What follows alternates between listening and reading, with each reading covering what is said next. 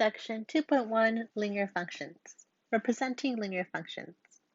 A linear function is defined as a function with constant rate of change, that is, a polynomial of degree 1. There are several ways to represent a linear function, including word form, function notation, tabular form, or graphical form. Definition of a linear function. A linear function is a function whose graph is a line. A linear function can be written in the slope-intercept form of a line, which is f of x equals mx plus b, where b is the initial starting point of the value of the function, and m is the constant rate of change, or slope. Let's highlight that. Slope is important. And the y-intercept is 0, comma b. Whatever that number b is, that's your y-intercept, and that number next to the x, that's your slope. And those are two important features of your line. Definition and how to calculate the slope. And in calculus, you often will see that as your rate of change. So keep this in mind. This will be like the beginning of chapter 2 for your calc class. The slope or rate of change of function f, m, can be calculated according to the following. M is equal to change in output, which is your rise, and change of input, which is your run. So your formula is, as written, m is equal to y2 minus y1 over x2 minus x1, where x and y come from your point. So if I have a point 1, that's x and y, point 2, x and y. To show they come from point 1, you have a little subscript of 1. To show they come from point 2, you have a subscript of 2. It doesn't matter which one you label as point 1 and point 2, as long as they're consistent with your labeling. Example, if f of x is a linear function and 3, 2 and 8, 1 are points of the line, find the slope. Is this function increasing or decreasing? All right, so let's go ahead and find the slope. Our formula for slope is listed. Let's label our points. So I have my point 1, x1, y1, and x2, y2. Let's go ahead and find our slope. So we have a y2 of 1 minus y1 negative 2, and x2 of 8 minus x1, which is 3. All right, so when we subtract the negative, makes the positive, and we're left with 1 plus 2, we get 3, and 8 minus 3, we get 5. So our slope is 5 over 3. Now, is it increasing or decreasing? It is increasing. We have a positive slope,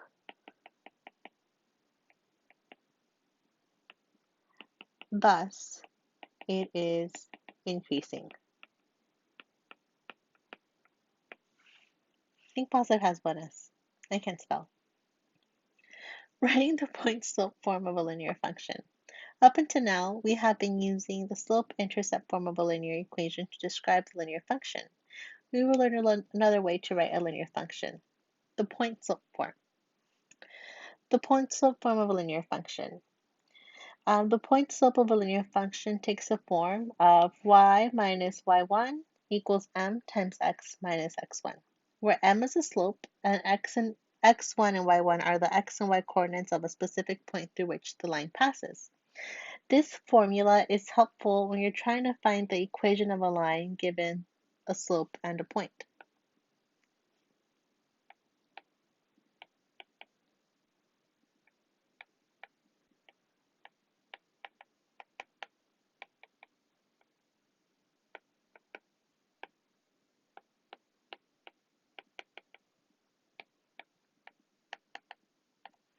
All right, let's do an example.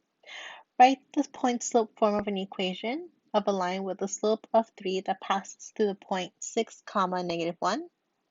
Then we write the slope in slope-intercept form. So to recall, slope-intercept form is y, or f of x, equals mx plus b. But I first need to create the line using the fact that we're given a slope of 3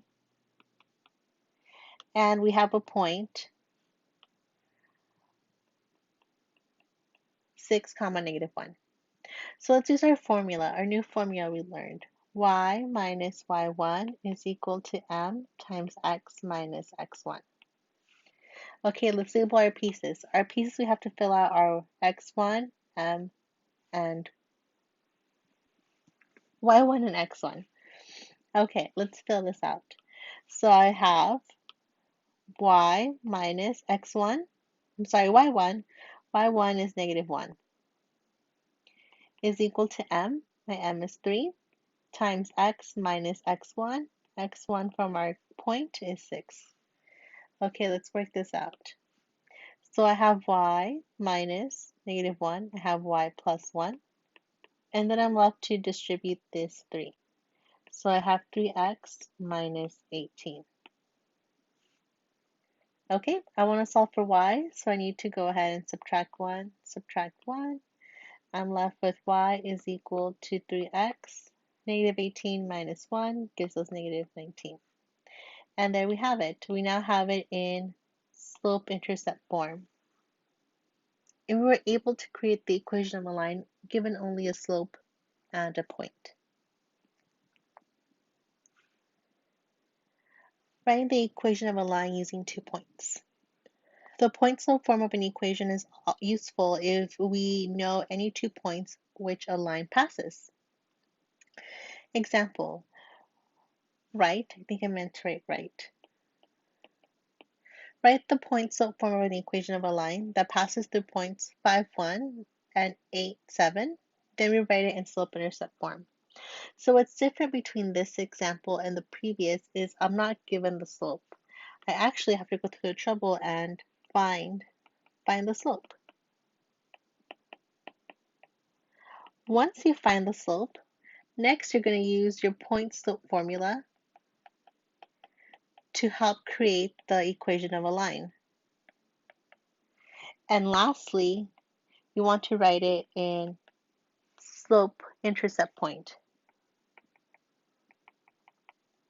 Okay, I wrote down kind of a guide that we're going to follow. So let's start off with our slope. Our slope is y2 minus y1 over x2 minus x1. All right, y2, well, it doesn't matter which we label in our points, point 1 or point 2, but we have to label them. At least I have to, because I'll make a silly mistake. So we have x1, y1, x2, y2. We're using our points given to find that slope. Okay, let's plug them in.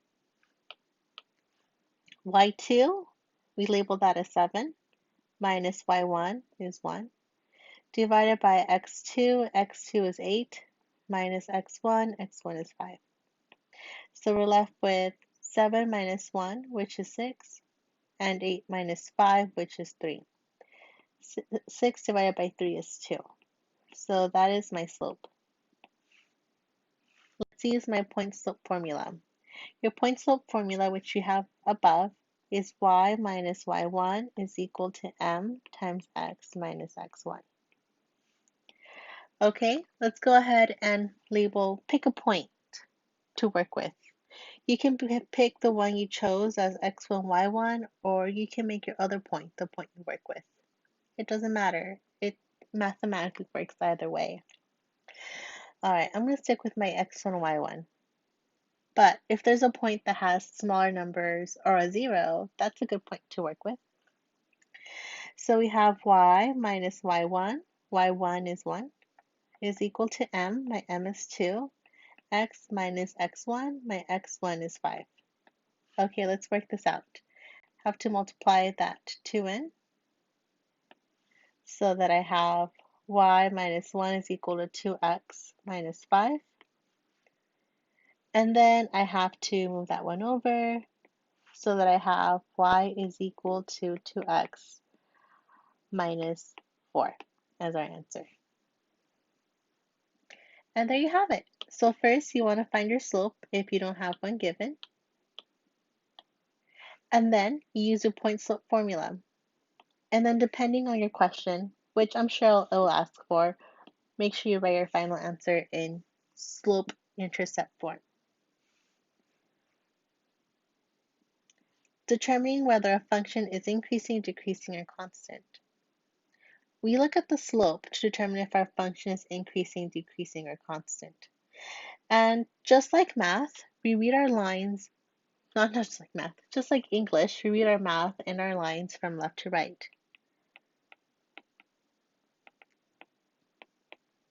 So as you read your graphs, make sure you read your graph from left to right. And if a function is increasing, think of someone going up the stairs. If it's decreasing, think of someone going down the stairs. And constant means there's no slope, there's no stairs, you're just walking a regular room. These are your increasing, decreasing, and constant functions. An increasing function has a slope that's positive. A decreasing function has a slope that's negative. And a constant function has a slope of 0. Again, that means your line is y equals some number.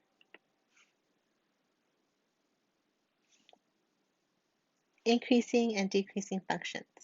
The slope determines if the function is an increasing linear function or a decreasing linear function or a constant function if your slope is positive, bigger than 1, if your slope is negative, less than 0, or if your slope is 0, that means a horizontal line. Y equals a number. Writing and interpreting an equation to a linear function. Let's do an example. Write an equation for a linear function given the graph f is shown below. All right, we want to write an equation. Our equation, let's recall what it's made up of. Y equals mx plus b. So we need an m and we need a y-intercept b. Well, we can find a y-intercept. A y-intercept is a point that crosses your y-axis. So is there a point that crosses this line? And we do have a point, right? We have a point right here at 2. The point 0, 2 is your y-intercept.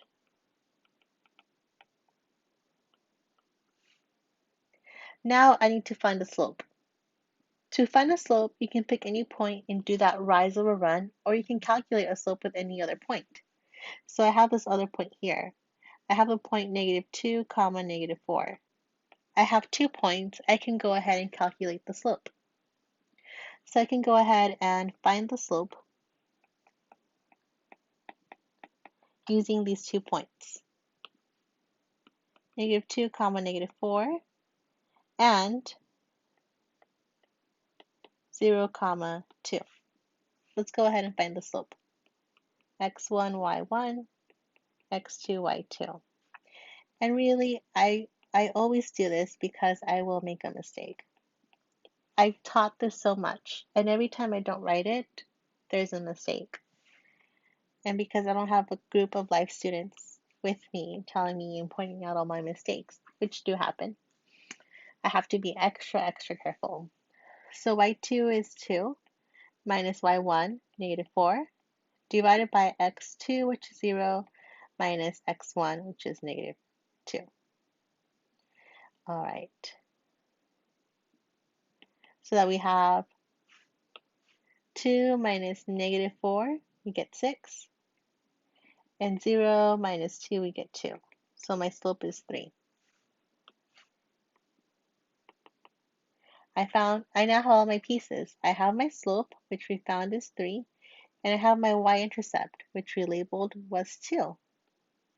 So my equation is y is equal to 3x. So it's a positive 2, it's a plus 2. And there we have it. We were able to create a linear function using a graph.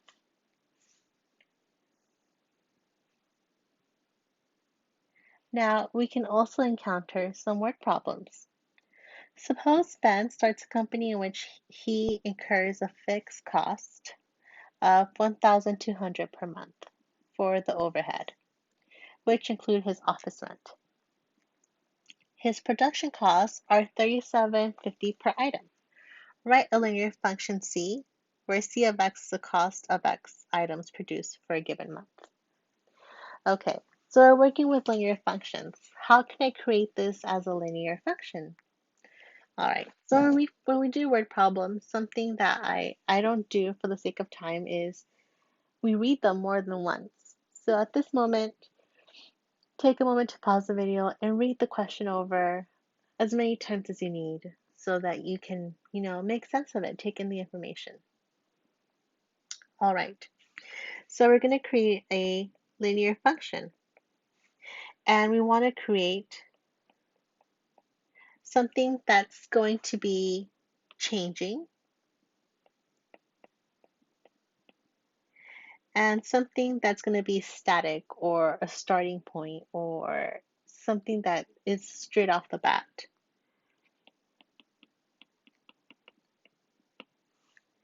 Okay, so we do have these pieces, right? We're saying that it incurs a fixed cost of $12.50. We're always going to have to pay those $12.50. That's just a straight initial cost. But then there's something that may change depending on what we have. We have a production cost of $37.50 per item. So that will depend if I have 1 items, 2 items, 3 items. I don't know, that may change. So I think this would be my slope and this would be my y-intercept. So that my answer, my function is c of x is equal to 37.50 x, because that will depend by items, but I always have to start with at least that 12.50. And there we have it. We have our function. All right, that's it for this section. Your homework is 15 through 45, every other odd. So that means you do 15, skip 17, do 19, skip 21, go to 23, and so forth. All right, that's it for this section. Thank you.